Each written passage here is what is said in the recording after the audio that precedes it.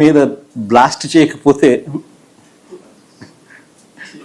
నిజంగా మీరంతా కరెక్ట్గా ఏ మేరకు అసెస్ చేస్తున్నారు చంద్రబాబు నాయుడు అని మీరే చెప్పగలుగుతారు. చంద్రబాబు నాయుడు గారు ముఖ్యమంత్రిగా ఉండడం నిజంగా రాష్ట్రం చేసుకున్న దురదృష్టం.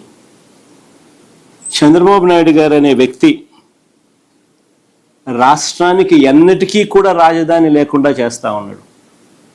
ఇప్పుడు కాదు, రాష్ట్రానికి ఫ్యూచర్లో కూడా రాష్ట్రానికి రాజధాని లేకుండా చేస్తూ ఉన్నాడు. ఆ లక్షల ఎకరాలలో అమరావతిలో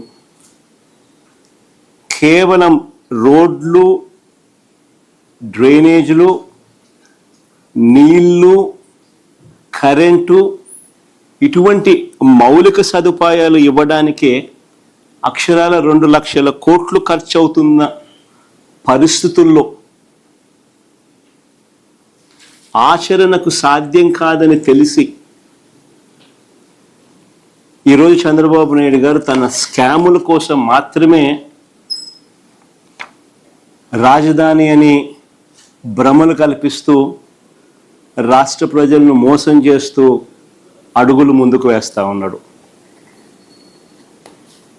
సెల్ఫ్ ఫైనాన్స్ ప్రాజెక్ట్ అని ఇంతవరకు తాను చెప్పినవన్నీ కూడా దొంగ మాటలు అని చెప్పి తేలిపోయాయి.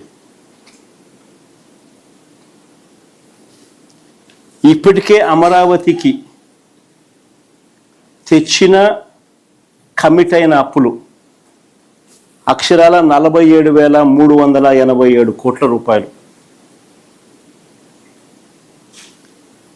రాష్ట్ర ఖజానా నుంచి అంటే రాష్ట్ర బడ్జెట్ నుంచి మరో 9,200 కోట్లు ఖర్చు చేయబోతా ఉన్నట్టు చూపుతా ఉన్నారు.